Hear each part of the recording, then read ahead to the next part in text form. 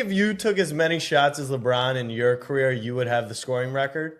Yeah, for sure. I think if you took as many shots as LeBron in your career, you would have the scoring record? Yeah, for sure.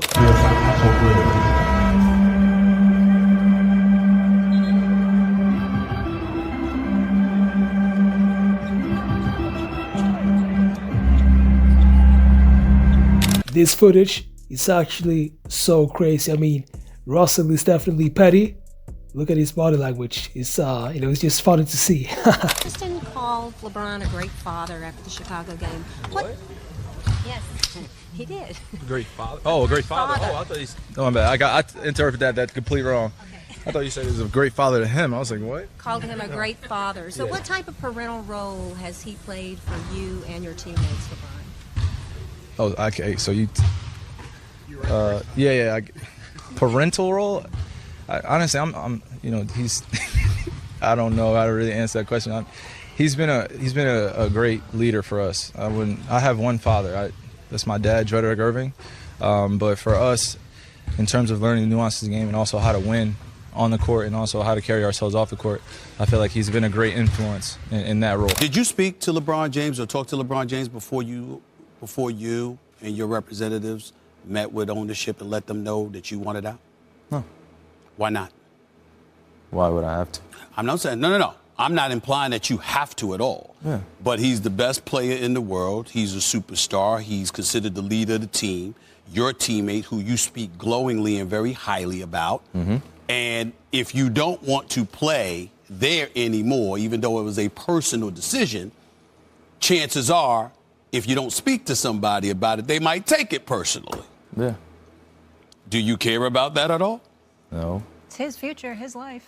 I think that we're forgetting one important thing. I think we're getting one important thing. Okay, sure. Stephen A., as you sit up here, and Molly and Max, as you guys are professionals, I don't think that you owe anything to another person in terms of figuring out what you want to do with your life. And it's not anything personal. I'm not here to tirade anybody. I'm not here to go at any particular person or the organization, because I have nothing but love for Cleveland. Like, I have nothing but love for the times that I spent there. There's nothing about that. It comes a time where you mature as an individual. It's time to make that decision. And there is no looking back from that standpoint. There is no time to figure out how to save someone's feelings when ultimately you have to be selfish in that and figuring out what you want to do. And it wasn't about me not wanting to win. It wasn't anything about that. It was like, I want to be extremely, extremely happy, like, in perfecting my craft. And that was the only intent that I have in all of this. And I think that it got much more attention because everything else started. Okay, so you can call this trust me bro source. This reporter is claiming that Kyrie told him, I don't like LeBron James and I don't want LeBron James in my team. Kyrie Irving, as we know, wanted out of Cleveland. But prior to, when LeBron was with Miami, 3 very credible reporters had this to say about the matter, and Kyrie never wanting LeBron. So I go back a long ways with this team. Kyrie, it has been made clear to me by multiple people, Kyrie never really wanted LeBron to come back in the first place. That he didn't think like that it was necessary. Like, LeBron said something to Kyrie on the court following a game when he was with Miami, something to the effect of, keep going, keep doing what you're doing. You never know, I could be back here one day or something like that. And Kyrie went in the locker room and basically said, we don't need that. What's he talking about? We don't need that. And so Kyrie never really wanted me.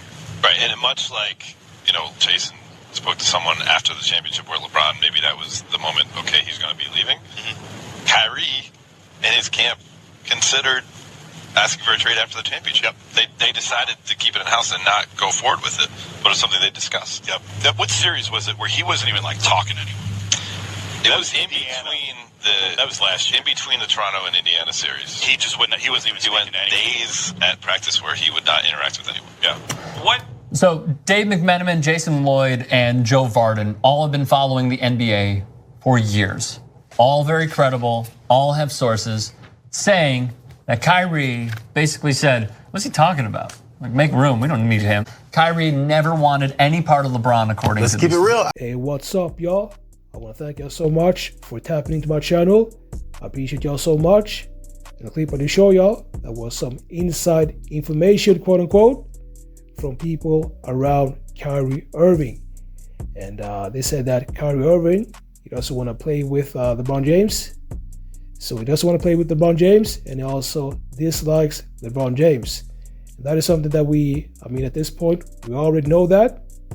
And Kyrie Irving is not the only one. There's actually more players that LeBron James is playing with as of now, and also former teammates that actually dislikes LeBron James. And here's the thing, if you want to be the GOAT, you can't let that bother you.